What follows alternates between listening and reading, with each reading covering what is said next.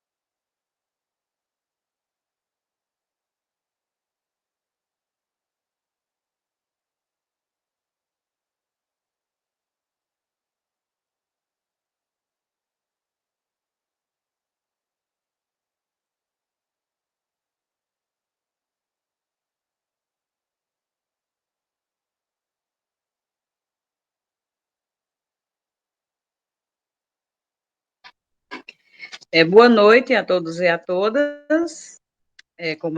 Você já me apresentou, me chamo Maria Sônia, mas todo mundo me chama de Sônia Borges.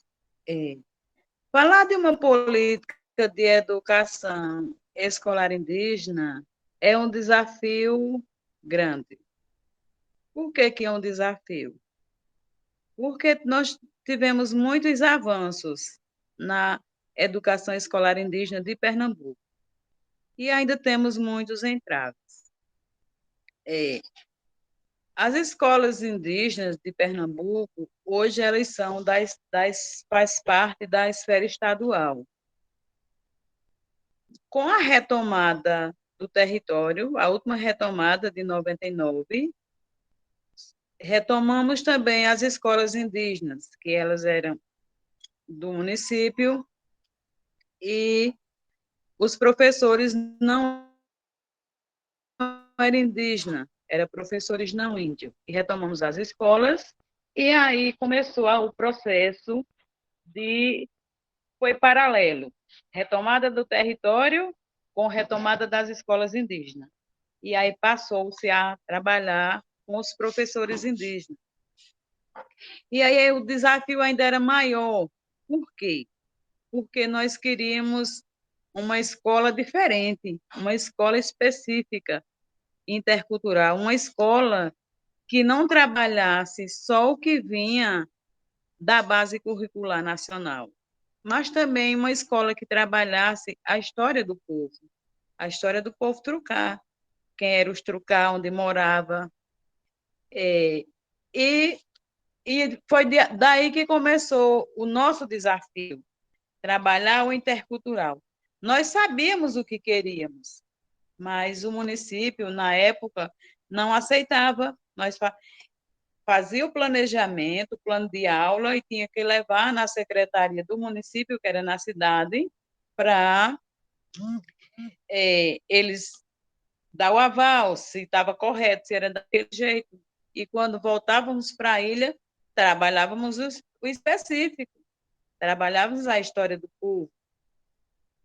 É, com o parecer 14 e a resolução 3, começa-se, os povos indígenas de Pernambuco começou a se organizar e pensou, em vez de a gente estar lutando com o prefeito de uma cidade e com outro prefeito, vamos para o Estado, que nós vamos lutar com um único órgão, que era o governador do Estado. E aí começou o desafio. Sentamos e os povos de Pernambuco, e daí surgiu a Comissão de Professores Indígenas, a COPIP, que ela é composta por 2 representantes e uma liderança, 2 professores e uma liderança de cada povo.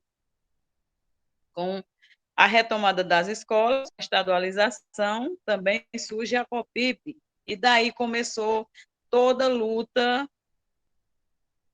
para implantar a educação específica, diferenciada, intercultural, não só no povo trucar, como nos outros povos de Pernambuco. Tivemos avanços, mas não tem uma política voltada para a educação escolar indígena. Por quê? Tivemos os avanços que hoje o nosso calendário, ele é um calendário diferente. 7 de setembro para nós é dia letivo, porque nós entendemos que 7 de setembro para nós tem significado nenhum. Vivenciamos o feriado dos guerreiros que já se foram. 13 de dezembro para a gente é feriado, a morte de um guerreiro, e por aí sucessivamente. 15 de novembro para nós é dia letivo. Vivenciamos a educação específica do povo trucar. Contamos a história do povo trucar. Levamos os mais velhos anciões, que são uma enciclopédia viva do nosso povo, que sabe contar a história, porque muita coisa da história do povo se perdeu. Perdemos a nossa língua, mas estamos recuperando, graças a Deus, no povo trucar, que fica no município de Orocó. Lá já trabalha-se a língua do povo trucar, a língua de Zimbuguá, e vamos começar aqui em Cabrobó no decorrer ainda desse ano. Espero em Deus que dê certo. E assim, temos o calendário diferenciado, as escolas são da esfera estadual, temos o currículo específico, intercultural, mas um dos grandes entraves da política de educação escolar indígena é legalizar a vida do professor. Como é legalizar essa vida do professor? Os professores do estado de Pernambuco são todos mini contratos. Desde 2003, que as escolas indígenas foram estadualizadas, mas permanece a dinâmica do mini contrato. Esse é um dos grandes entraves da luta dos povos indígenas de Pernambuco, um concurso que contemple o povo. Aí eles, quando sentam-se com a comissão, com o Conselho do Estado, diz: vocês querem um concurso específico? Não pode.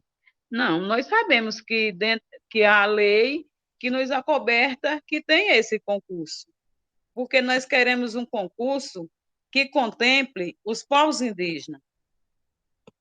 Nas escolas indígenas, quem conhece a história do povo é os professores indígenas, é as lideranças indígenas. E esse é o maior entrave do estado de Pernambuco, é resolver a situação dos professores do concurso para os professores indígenas de Pernambuco. Eu já falei do calendário, que a gente vivencia as datas comemorativas do nosso povo e não do calendário nacional, da educação que vivenciamos no povo, é, da preservação. Nós preservamos a natureza. Nós falamos assim, que nós temos que preservar o São Francisco, porque o Rio São Francisco é fonte de vida. É lá onde mora os encantos de luz, que nos dá sustentabilidade para dar continuidade à nossa história. A educação trucar hoje, ela se dá numa forma de fortalecer a história do povo, a identidade, para que o que aconteceu no passado com os mais velhos, que perderam a língua, perderam parte da sua cultura, hoje a educação trucar, ela se dá de uma forma de fortalecimento. E aí, o que é que os professores trucar diz e a educação escolar e o povo trucar? O papel da educação escolar indígena é formar guerreiros e guerreiras, críticos, reflexivos, participativos e transmissor do conhecimento para fortalecer a identidade étnica, respeitando os saberes do povo, interagindo e dialogando com outras culturas.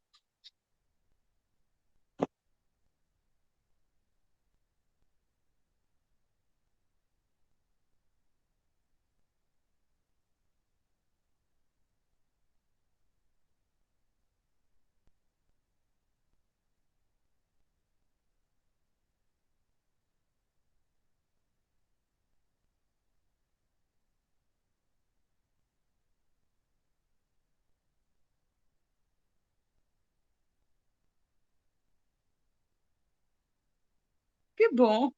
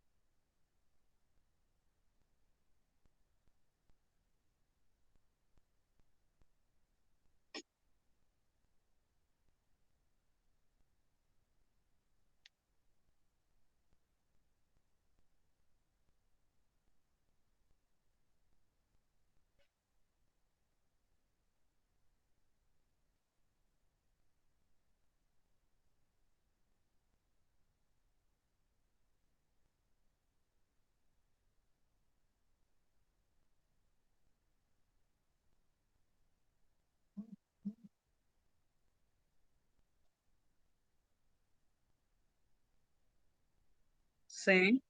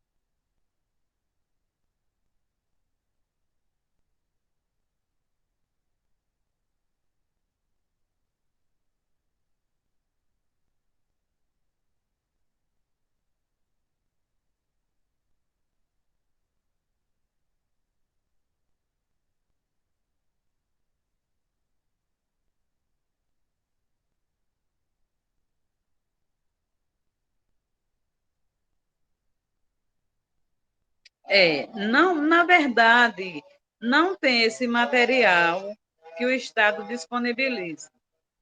Por quê? Os materiais que nós temos, específico e diferenciado intercultural, os professores indígenas, eles participaram de um projeto desenvolvido pelo Centro de Cultura Luiz Freire, no qual hoje os professores indígenas de Pernambuco são professores pesquisadores, são autores de suas histórias.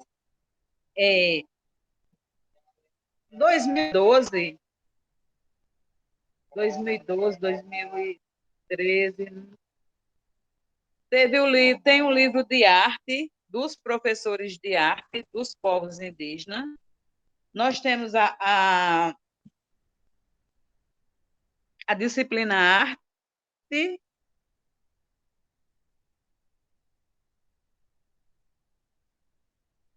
e a e aí os professores, eles têm os materiais e que esse material se transformou no livro.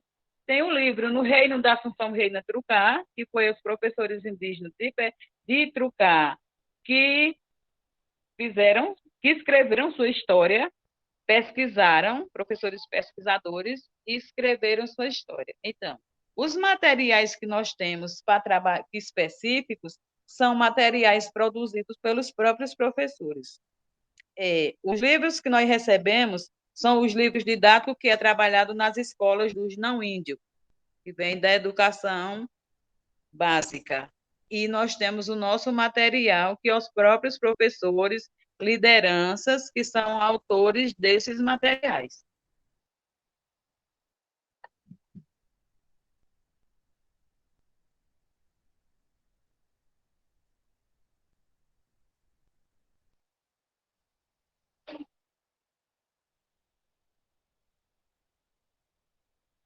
Sim, escuto.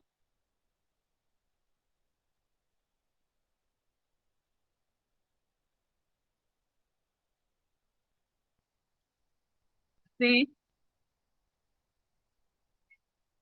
Eu não sei até que parte vocês ouviram.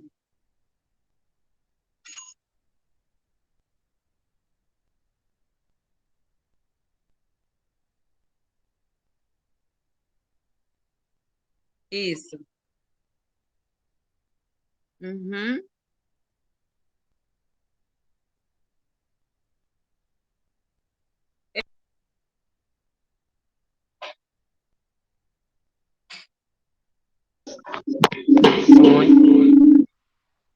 Sonho, sonho, não é pressa. Oi?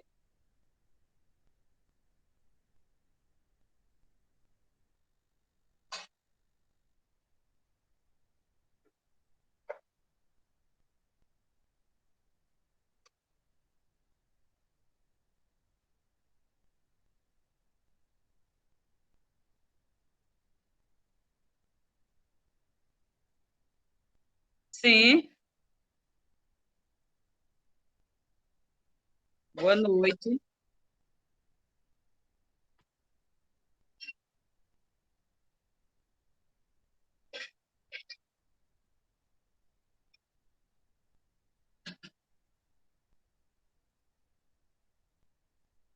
Sim.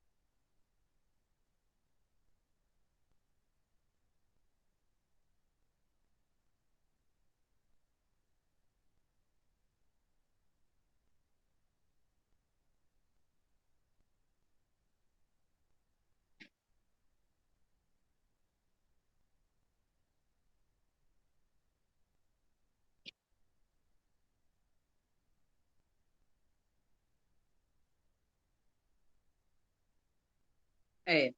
O processo da escolarização no povo trucar, porque assim, é, primeiro teve a retomada da. Como a gente mora na Ilha da Assunção, teve a retomada da que a gente chama ponta da ilha em cima. Aí teve a outra retomada da ponta da ilha que fica embaixo, do início e do final da ilha. Aí ficou o restante do território. E aí, quando se deu o processo, em 99, com a retomada do restante da ilha, que a gente chama área de retomada, também se dá esse processo de retomada das escolas. E aí, qual foi? A primeira coisa que os professores fizeram, nós fizemos, foi sair na comunidade fazendo porta a porta. Qual a escola que eles tinham e qual a escola que nós queríamos para nossos filhos. E aí eles foram falando que queria uma escola que trabalhasse a história do povo, que era um índio e que não conhecia sua história, e com a retomada das terras se retomam as escolas, e aí começa esse processo de auto se identificar como trucar. Nas escolas trucar, eu sou secretária de uma escola, da Escola Estadual Indígena Capitão Dena. Na Ilha da Assunção tem 12 escolas, mas não tem um carimbo específico só da Escola Indígena Capitão Dena. Tem um carimbo da Escola Indígena Capitão Dena com decreto de criação do ano que ela foi criada, mas para assinar todo e qualquer documento, nós temos a organização de professores, que é a OPIT, e tem o carimbo da OPIT, que a OPIT somos todos nós. Tem a comissão que conduz e tem os professores, que é a nossa base e a liderança. E quando chega merenda escolar na escola, chega qualquer coisa que chegue nas escolas do povo trucar, então não vai minha matrícula como secretária, não. Vai o carimbo da OPIT. OPIT, Organização de Professores Indígenas Trucar. E eu vou e assino Maria Sônia dos Santos. Mas o carimbo que prevalece é o carimbo da organização. Para nós, enquanto trucar, fazer a licenciatura intercultural na Universidade Federal de Pernambuco, no campus de Caruaru, nós levamos uma carta assinada pelo cacique, dizendo que eu, Maria Sônia dos Santos, Índia, trucar, e aí o cacique assina, e aí não precisa de carimbo nenhum, só da assinatura do cacique. Cacique Neguinho, que é Auriban dos Santos Barros. E é assim que se dá o processo. O Estado respeita a nossa forma de nos organizar, o carimbo que a gente tem é o carimbo da OPID. O carimbo que a gente usa diferente é para carimbar as cotas estaduais de merenda, que tem todo um processo de prestação de conta, e as cotas federais de UEX, que é outro processo de prestação de conta. Aí você tem que ter aquele carimbo diferente, mas quando diz respeito à organização social, que prevalece é o carimbo da OPIT, é a organização interna do povo.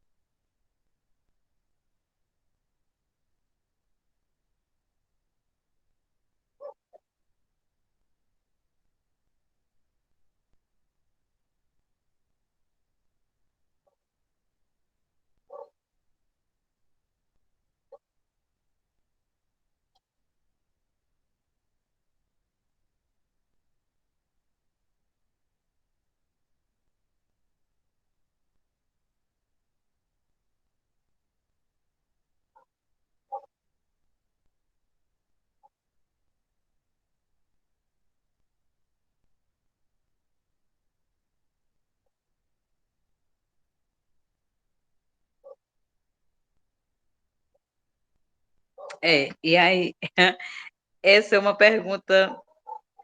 Quando nós iniciamos o processo de retomada das escolas, e aí começou a dar um nó em nossa cabeça também, enquanto professor, porque nós estudamos na escola do não índio e assumimos as escolas e a gente pensava, como vamos fazer para trabalhar os conteúdos da educação básica e vivenciar a história do povo trucar? E aí fomos refletindo, refletindo, não, vamos fazer esse casamento. Nós temos que trabalhar o que vem da secretaria, mas também nós temos que trabalhar a história do povo, a história, a educação indígena e fazer o casamento com a educação escolar indígena. Que a educação indígena é aquela que a gente aprende com os pais, com os avós na roda de conversa, é quando a gente está no terreiro de Toré, é quando a gente está vivenciando a nossa religião. Aí é educação indígena. E a educação escolar indígena é aquela educação que a gente trabalha também dentro da escola a história do povo. Que nós compreendemos que a educação não só acontece nas quatro paredes da escola, ela acontece nos movimentos, quando nós estamos reivindicando nos movimentos, está acontecendo a educação, lá tem criança, tem jovem, tem ancião. Quando estamos no terreiro de Toré, para nós é educação. Quando as crianças estão tomando banho no rio, para nós, estamos vivenciando a educação que eles compreendem. Se você chegar e perguntar como é que está o Rio São Francisco, está poluído? Nós não queremos o rio poluído, porque o rio é nossa vida. O rio com sujeira, nós vamos ficar doentes, então nós temos que preservar o que é nosso, a natureza sagrada para nós. O rio é sagrado, as matas é sagrada, então nós temos que preservar. E compreendemos que a educação, ela não só acontece entre quatro paredes, ela acontece também fora dos muros da escola, ela acontece no chão da escola, quando nós levamos os mais velhos, que eles não sabem ler e nem sabem escrever, mas eles dão uma aula para você que você fica assim, ai meu Deus, que coisa bela, que maravilha, como é sábio esse ancião. E nós fazemos pesquisa, tem uma dúvida, nós vamos lá, consulta um ancião. E é assim que se dá o processo, se dá o casamento da educação indígena com a educação escolar indígena que vivenciamos no dia a dia.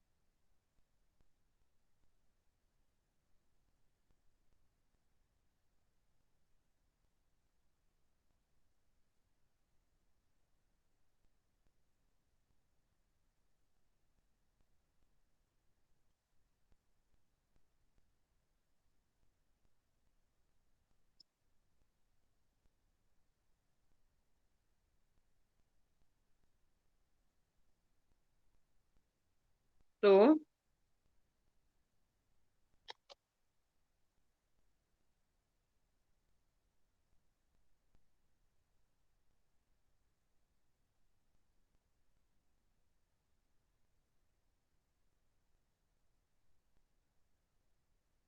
O microfone de Tainá está desligado.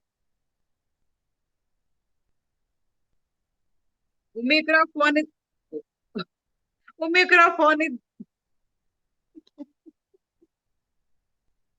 o mi-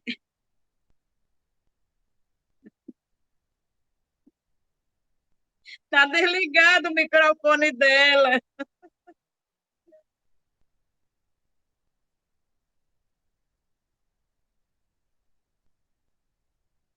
Oi,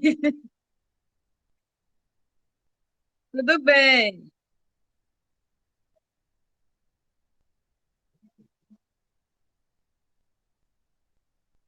Uhum,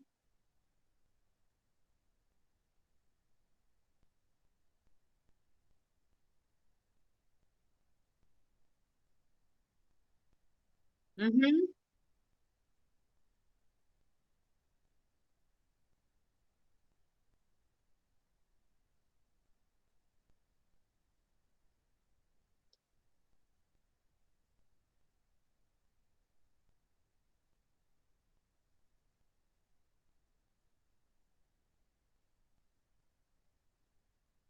uhum. A luta da Copip como se deu a formação da Copip? Com a retomada de 99 do povo trucar, se deu, retomou o restante do território. A gente fala muito em retomada porque essa palavra é muito forte para nós. Retomou o restante do território e aí retomou as escolas indígenas, chegou o projeto Escola de Índio, com o pessoal do Centro de Cultura Luiz Freire, uma organização não governamental, e o Centro de Cultura Luiz Freire já desenvolvia esse projeto Escola de Índio na no povo chucuru de Ororubá, pesqueira. E aí, quando tem a retomada do restante do território do povo trocar em 99, também os professores se unem e daí nasce a COPIP, a Comissão de Professores Indígenas de Pernambuco, na qual eu fiz parte da COPIP por 10 anos. E quando ela surgiu, 10 anos de luta, eu fui um membro da COPIP. E ainda sou, né? Porque a COPIP, ela representa todos nós. A COPIP, ela é composta por dois professores e uma liderança de cada povo. Quando a COPIP surgiu no estado de Pernambuco, é, da COPIP, mas as escolas ainda não eram estadualizadas, ainda era do município, mas já tinha a organização de professores, que nessa época tinha um grupo que se reunia os não índios, os indigenistas, que apoiavam as causas, que era parceiro das causas indígenas, e aí que chamava-se o NEI.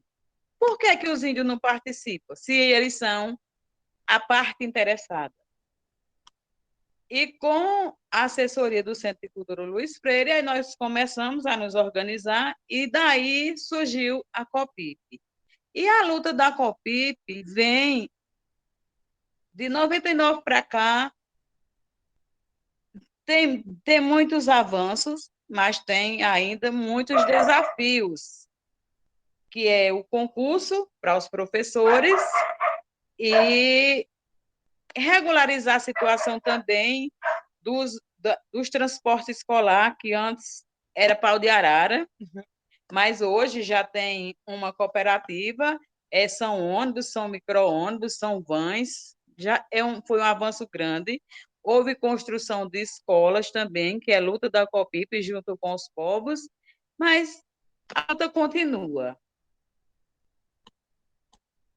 Não sei se você está satisfeita com a resposta, se era isso.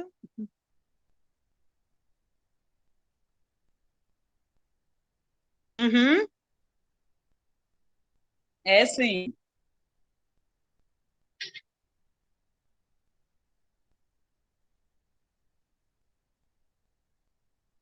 Uhum,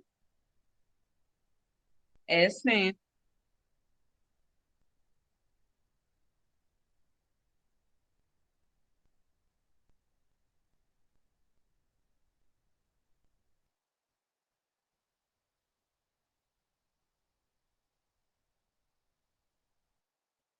Ah,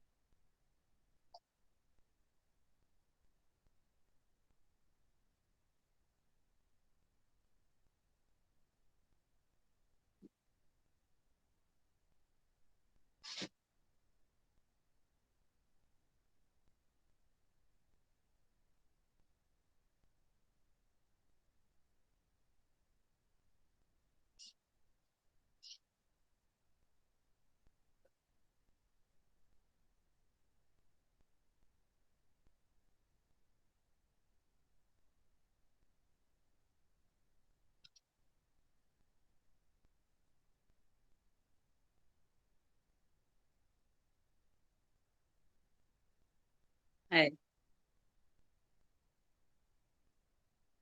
é.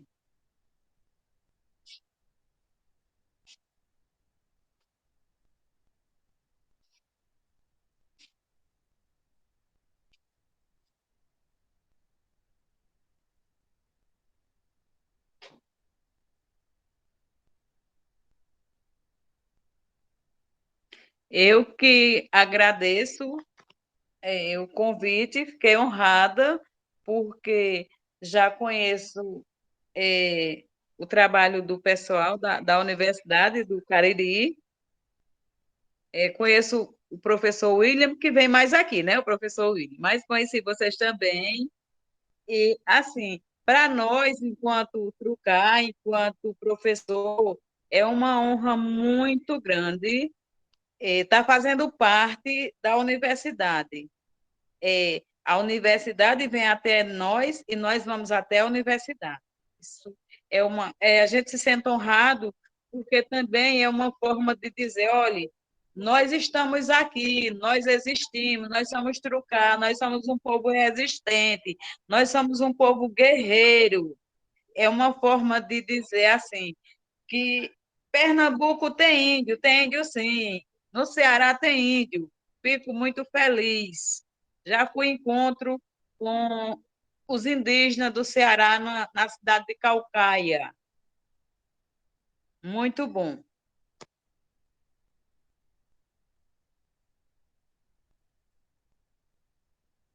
Boa noite. Eu que agradeço e quando se sintam à vontade.